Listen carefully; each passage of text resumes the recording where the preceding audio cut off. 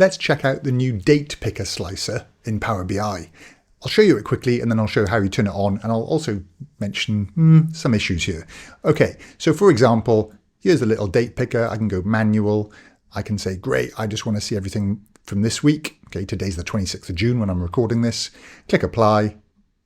And then here's my lovely little chart showing me the days.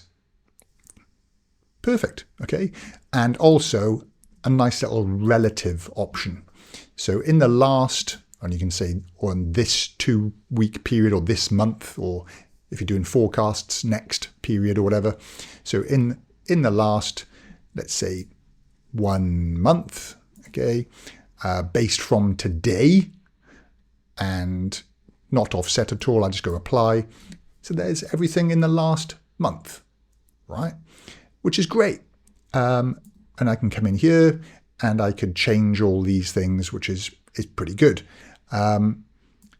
This thing though, first date, last date, which is quite nice as well. You know, you can point it at this is coming from my data, this date column I'm using. So in this slicer, I have the date coming from my data table, which is not what I would normally do. We'll come to that in a second.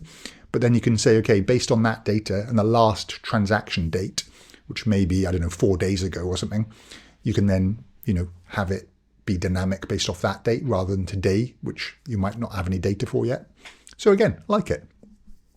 But I tend to use my calendar table for my slicers for dates, you know, because I'm connected to multiple tables and it is probably considered best practice to use a calendar table.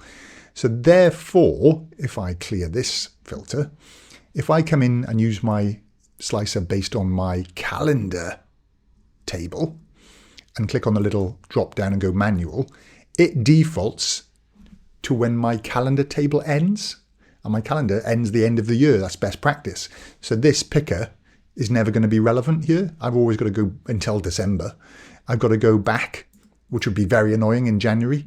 I guess you can click on this and you can jump to the right months and things. But, you know, that's not as nice. It would be nice to sort of maybe filter this dynamically. I guess I could add probably a filter on the side here where dates are less than max date or something like that. Don't know. It just gets a bit messy.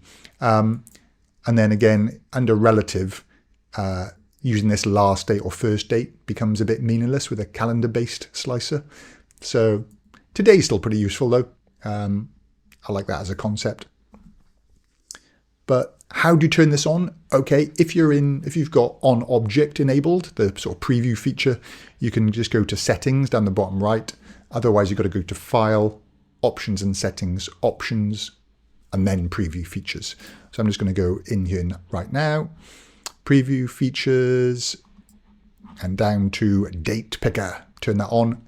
Preview feature as of end of June 2026. Okay, and then maybe even before you do that, you can just check if this works. If you add a slicer, so the old school slicer with no lightning bolt, and you then add a date, and then you go into your formatting, either via the little formatting icon if you've got one here, or via sort of double click with on object, and you can go to slicer settings, and rather than vertical list or between or whatever, you go to date picker. This will show up. This only shows up if you turn on that preview feature as of now. But if you're watching this in 3 months' time, it might be there already. And I tend to turn off the slider, okay, because it's just not that useful in this scenario. So there we go. And we've got a nice little date picker. And then you can customize the wording that pops up as well a little bit in terms of font size and things. But there you go. Pretty short and sweet. Nice little addition. I can see it being used in certain scenarios. The fact that it's a little bit quirky with the calendar table, and that's what I use for my slicers, yeah, but I can see the value. All right, quick video. Hope you enjoyed it. Catch you in the next video.